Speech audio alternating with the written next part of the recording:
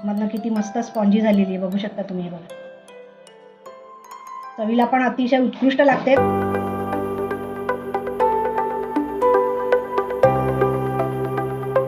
हाय, hello, नमस्कार. कविता रेसिपीमध्ये तुम्हा सगळ्यांचं खूप खूप स्वागत आहे.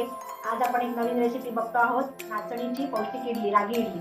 आता पौष्टिक अशासाठी म्हटलंय की ही डायबिटीज फ्रेंडली इडली सुद्धा आहे, कारण की नाचणीमध्ये भरपूर कॅल्शियम असतं आणि शिवाय डायबिटीज असणाऱ्या लोकांना तांदूळ खायचा नसतो, तर ते ही इडली आरामात खाऊ शकतात, कारण याचा कुठेही तांदळाचा उपयोग केलेला नाहीये.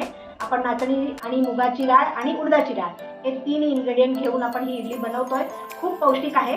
चला तर ती कशी करायची आपण पटकन बघूया. आता रागी इडली आपल्याला जी करायची आहे, तर ही रागी म्हणजे नाचणी आपण ज्याला म्हणतो, 1 कप घेतली आहे मी भरून.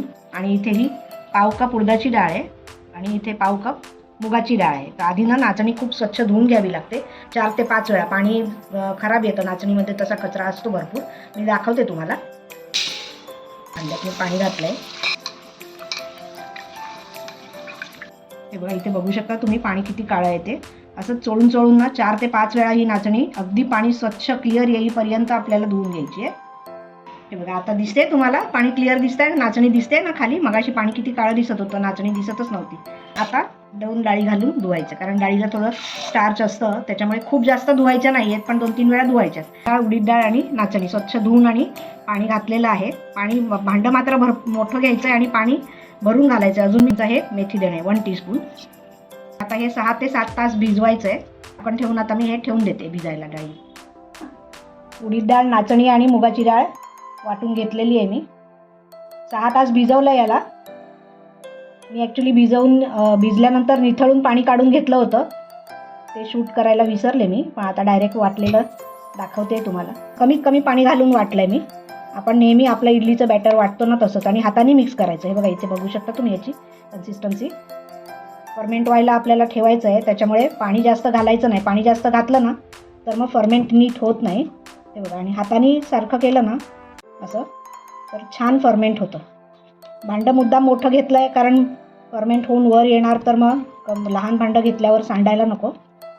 आणि उन्हाळ्याच्या दिवसात 6 ते 7 तासात फर्मेंट होतं. आता हे ओव्हरनाईटच ठेवणार आहे मी, आणि थंडीच्या दिवसात 12 ते 14 तास पण लागू शकतात. असं छान व्यवस्थित बॅटर ना मिक्स करून जोरजोरात असं फेटून ठेवायचं आहे. आता हे झाकण ठेवून आणि त्याच्यावर मी वजन ठेवून देणार आहे ओव्हरनाईट. उबदार जागेमध्ये ठेवायचं आहे. हे बघा, इथे बघू शकता तुम्ही. हे बघा, मस्त फर्मेंट झालं आहे. एकदम खाली होतं काल भांड्यामध्ये, आता एवढं वर आलेलं आहे आणि छान फर्मेंट झालं आहे. आता हे असं व्यवस्थित फेटून घ्यायचं आहे.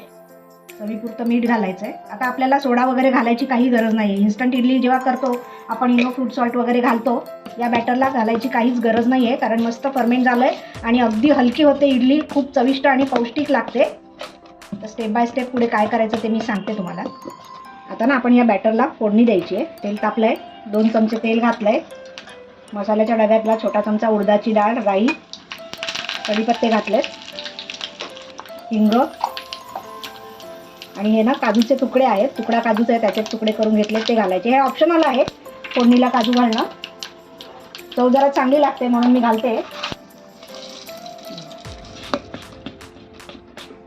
ॲडिशनल तुम्हाला जर भाज्या हव्या असतील, कांदा, गाजर, सिमला मिरची, तुमच्या आवडीच्या भाज्या याच्यामध्ये घालू शकता तुम्ही. मी आता आज ही प्लेनच करते इडली.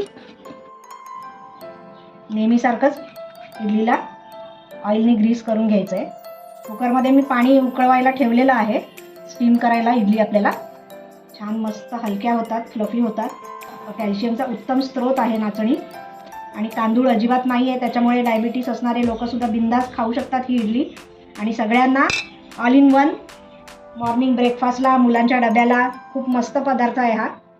आता आपण स्टीम करायला ठेवूया. पाण्याला उकळी आलेली आहे आणि आता हा स्टँड ठेवते मी. याच्यावर अजून एक स्टँड पण आपण ठेवू शकतो, पण मला आता एवढ्याच इडल्या करायच्यात म्हणून मी एकच ठेवला आहे. दुसरा तुम्ही गरज असेल तर तुम्ही दुसरा पण ठेवू शकता. आणि गॅस एकदम हाय पण नाही, थोडासा हायपेक्षा कमी ठेवायचा आहे. आणि 10 ते 12 मिनटं आपण ही इडली स्टीम करून घेणार आहोत. 12 मिनटं झाली आहेत. बघा किती मस्त फुगली आहे ना.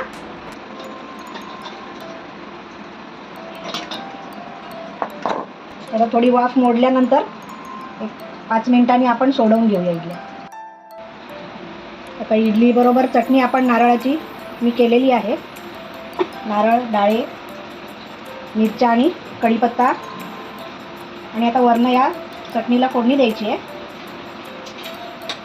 उडदाची डाळ, राई, उडदाची डाळ आणि राई तडतडली आहे. कढीपत्ता घातला आहे, हिंग घातला आहे. मस्त टेम्पटिंग झाली आहे ना चटणी सुद्धा. 5 मिनिटं झालेली आहे. इडली आता सोडवून घेऊया.